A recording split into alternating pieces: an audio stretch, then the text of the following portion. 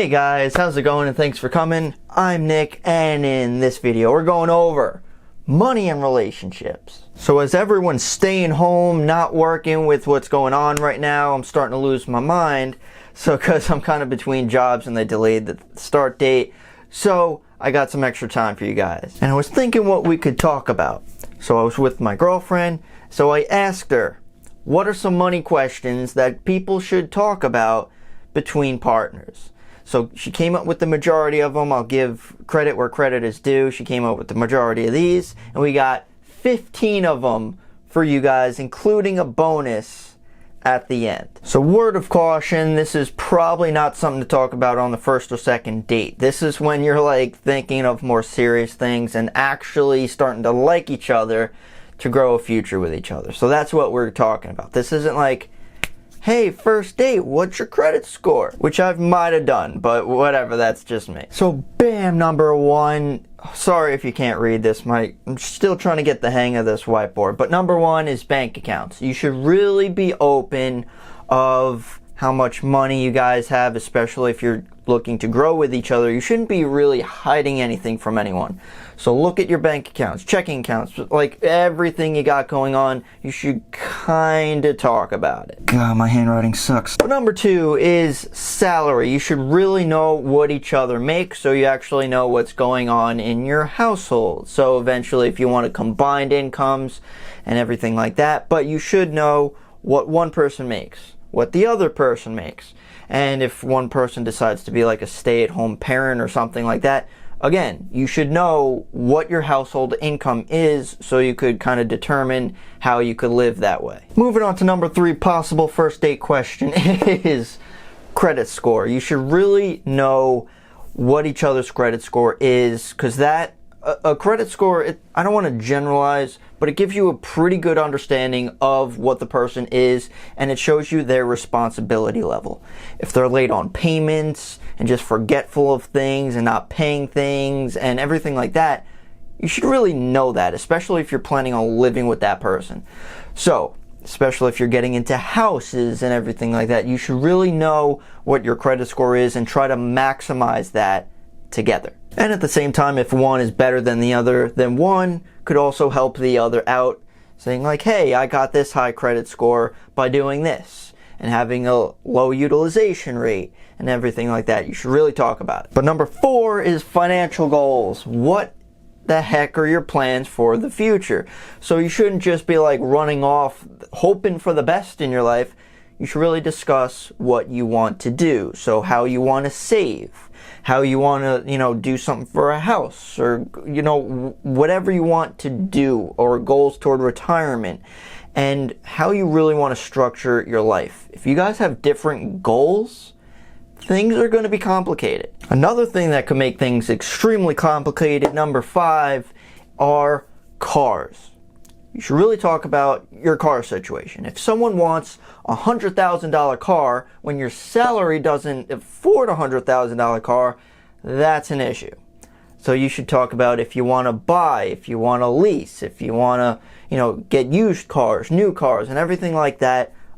Basically everything. You should be open about how you want to handle your car situation, especially if you're planning on growing with each other. How many cars do you plan on having? You're going to have a car and I'm going to have a car. Or you're going to have a truck and I'm going to have a sports car, or whatever. And I will continue fighting against leases because I think they're horrible. Number six, I really hoping you guys could read this, but number six is expenses. Look at how you guys spend money, and this could be with shopping. This could be with food. Is one person wanting to go out to a restaurant every single day when the other person wants to save money and just eating in? And this could be across anything. You should really look at your cash flow. So kind of looking at your income and your expenses to find out your cash flow. I'm a huge cash flow guy, and you really have to talk about that. Before going any further, let me know if my girlfriend's coming up with some pretty good pointers. I think she did pretty good, so give her a thumbs up if you think she's doing pretty well. But number seven, savings. I could have made a better S, but savings. Talk about how much you want in your savings account or a money market account as like maybe an emergency fund. Maybe someone doesn't even think about this and doesn't want any money on the side, when others like, hey, you should really have 3 to 6 months worth of expenses in your savings account. And the other person's like, why? You're gonna have to talk about why. And also talking about what you should be saving for. And again, looking at your cash flow, how much you could be putting towards savings every single month. Number 8 is investments. When someone's talking about, listen, I'm gonna set us up as a Roth IRA so we could contribute every month so we get compound interest so we can retire on time. And the other person's like, huh? It has to be talked about.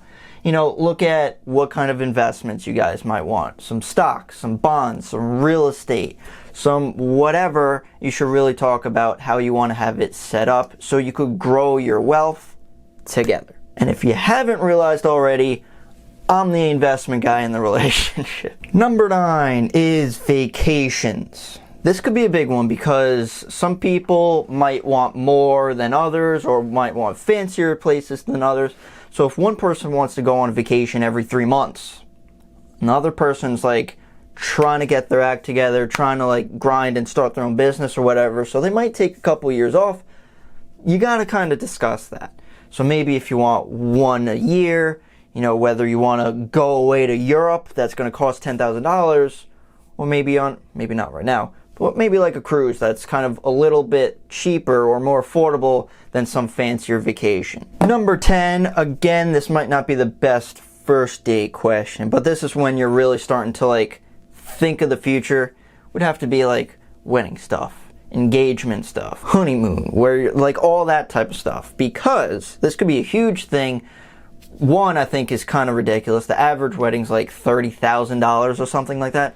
So if one person wants $30,000, another person wants to have it in the backyard for $500, you're gonna have to discuss that. And if you can't afford something, you know, high end or whatever, that's going to put you in a hole, you have to discuss that too. Again, going basically over everything, you should talk about how much you want to spend for this. And don't overspend. Number 11 is house situation. If you're planning on renting, if you're planning on buying, what size house, how many beds, how many baths, because this could definitely be different opinions for different people. So if one person wants a mansion, another person wants a basement apartment, it's a little bit different. So you might want to talk about that. Again, looking into mortgages, how much you could afford, how much you have to put down, which would nicely lead us into number 12, cost splitting. And I'll explain what that means. So some people think the guy should just pay for everything. I'm personally against that, but you should really discuss how you want to pay for things. If you want to do 50-50, like, hey, we're going into a house, you put $10,000 down, I put $10,000 down. You know, when you go out to a restaurant, who pays for that? And you should really talk about that situation. Might be a little uncomfortable in the beginning, especially if people don't talk about money at all, but we really should. Because in that situation, it could get touchy that someone's just overspending, and like if someone's making all the money and the other person uses a credit card and goes out and shopping. That doesn't balance up. You really have to be on the same page. Now we're starting to get into the nitty-gritty stuff. I mean, we've kind of been there already. But number 13 is bill paying. And I also added debt, because that has to be talked about. So one would be, who's going to be paying the bills? Sometimes only one person pays the bills and the other person has no clue what's going on. That's not good. You should really kind of go over what's going on. Maybe one person technically does it, but you should definitely discuss with the other person. So it's not like just costs are going out the window, thousands of dollars are being lost when no one knows what's going on. And hugely, debt has to be talked about at some point. Maybe not the first date. However, it needs to be talked about because you have to understand what situation you as a team are going to be involved with. You need to talk about your debt levels, student loans, car loans, if you have a mortgage, if you have really any credit card debt, you have to talk about it and figure out a way how to eliminate that so you have less fights. Number 14 is entertainment. You probably can't read that whatsoever, but entertainment, because if someone wants to go to a sporting event every single weekend, and the other doesn't.